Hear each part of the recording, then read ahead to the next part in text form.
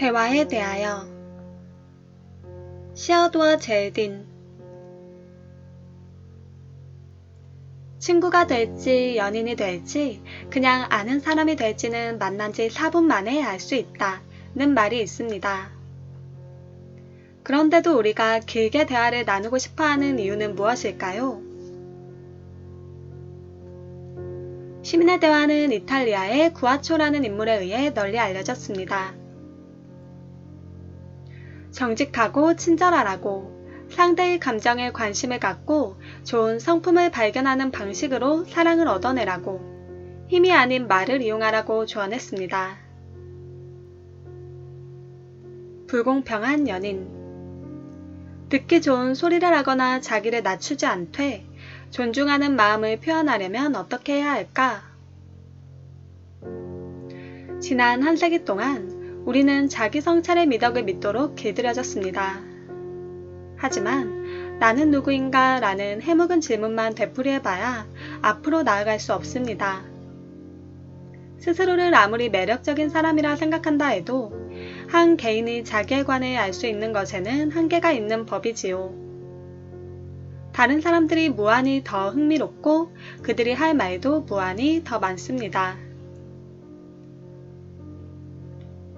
특히 지금은 남녀에게 동등한 권리를 부여하고 그들을 동등하게 존중하려는 열망이 두드러지는 시대입니다.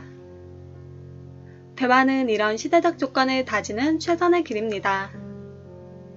대화가 법보다 낫습니다. 법은 사고방식을 바꾸지 못하지만 대화는 바꿀 수 있지요. 서로를 존중하지 않으면 만족스러운 대화를 나누지 못합니다. 누군가를 존중하면 그 사람에게서 동등한 존엄성이 발견할 수 있고 일단 사적인 삶에서 이런 발견이 시작되면 결국 공적인 삶으로도 평등이 퍼져나갈 겁니다.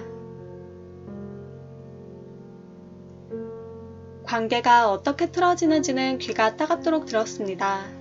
오만하지도 순진하지도 않으면서 사랑을 분석하면 자칫 사랑의 마법이 풀릴까 두려워하지도 않으면서 관계를 잘 풀어가는 방법을 제시하는 것이 훨씬 어려운 일입니다. 이제는 사람들이 유머를 잃지 않고 대등한 존재로 함께 살아가는 모습을 보여주는 새로운 소설과 영화가 나와야 합니다. 영화는 우리의 대화에 획기적인 영향을 미치니까요. 영화를 통해 우리는 역사상 최초로 남이 보는 우리를 볼 수 있게 되지 않았습니까? 자화상 대화에서 언제나 있는 그대로의 자신만을 고집한다면 따분한 사람이 될까 주인공이 될까? 저는 우리 시대의 영웅이란 한 사람이 아니라 두 사람으로 이루어진 짝이라고 생각합니다. 혼자일 때보다 둘이 같이 있을 때 더 많은 것을 창조하는 한 쌍 말이죠. 그러면 오늘날 가장 흥미로운 연극이 상연되는 무대는 어디일까요? 바로 가정입니다. 우리는 가정에서 즉흥적인 대화를 주고받으며 한없이 비열해질 수도 있지만 한편 서로에게 영감을 주고 서로 용기를 북돋우며 희망을 줄 수도 있지요. 드물게 일어나는 바람직한 예이지만 이런 일이 더 자주 일어나기를 바랍니다.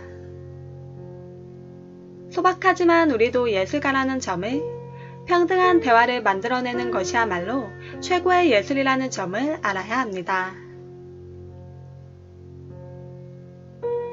친밀감의 혁명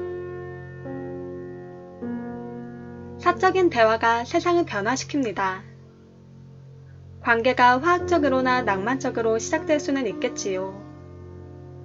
하지만 관계에 무한히 소중한 무언가를 더해주는 것은 다름 아닌 대화입니다. 대화를 나누면서 서로 생각에 자극을 받고 변화하면 우리가 남들에게 얼마나 큰 빚을 지고 있는지, 상대가 고유한 존재로 남아있으면서도 우리의 지적, 도덕적, 정서적 발달에 얼마나 크게 기여하는지 깨닫게 됩니다. 사적인 관계에서 비판을 수용하는 법도 익힐 수 있습니다. 두 사람이 터놓고 대화를 나누면서 그전까지는 없었던 방식으로 함께 사는 법을 찾아가고 함께 일을 해나갈 수 있다는 느낌과 함께 영감을 얻을 수도 있겠지요. 가령 함께 벽지를 바르는 일도 특히 각자가 자기만의 벽지를 선택할 수 있다면 둘이 함께 일하거나 즐기는 것 이상의 의미를 가질 수 있습니다. 그러는 동안 아름다움에 대한 우리의 관점이 유연해지고 생각이 달라지면 우리 자신도 새로운 사람이 됩니다. 아침으로 가시철살을 삼킨 사람과의 대화, 그런 게 가능할까?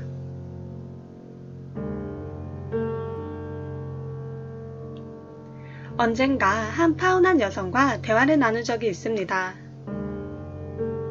저는 그분에게 약혼자와 어떤 대화를 나누었는지 물었습니다.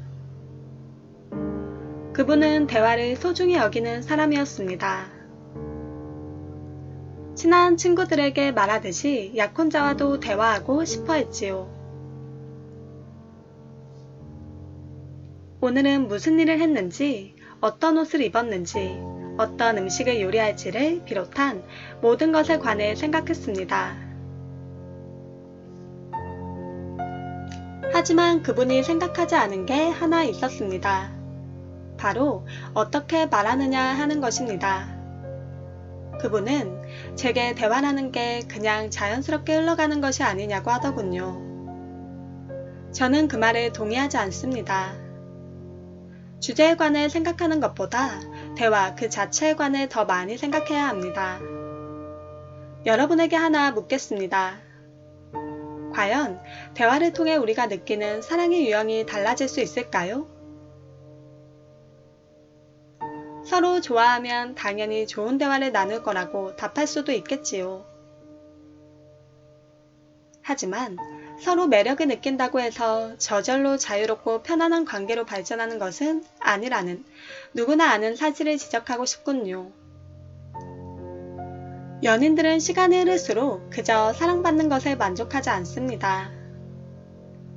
사랑받는 이유를 알고 싶어하고 그러려면 대화를 나누어야지 찬사를 늘어놓기만 해서는 안됩니다.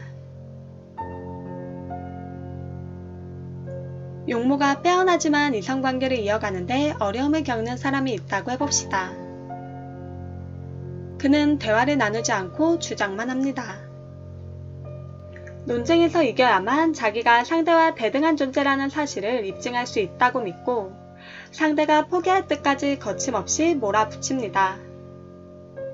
그러다 결국 양쪽 모두 나가 떨어집니다. 다른 예로 자기 생각이나 자기 자신을 당당히 표현하지 못한 채 상대가 끊임없이 자신의 감정을 짐작하게 만들면서 차갑다는 인상을 심어주는 사람도 있습니다. 두 사람 모두 자기가 느끼는 감정을 설명하려고 해봐야 도움이 되지 않을 겁니다. 그들이 그렇게 느끼는 한 결과는 달라지지 않을 테니까요. 하지만 대화를 나누면서 감정을 주고받으면 친밀감이 생기고 상대의 관심사가 내 관심사가 됩니다. 사랑은 궁극적으로 상대의 행복과 희망과 두려움이 내 것만큼 중요해지는 과정입니다. 신체 접촉이 친밀감의 원천이라면 대화는 손을 잡는 것만으로는 부족한 삶의 여러 측면으로 친밀감을 확장시키는 역할을 합니다. 이제 우리는 사랑의 대화의 새로운 시대로 진입하고 있는 겁니다.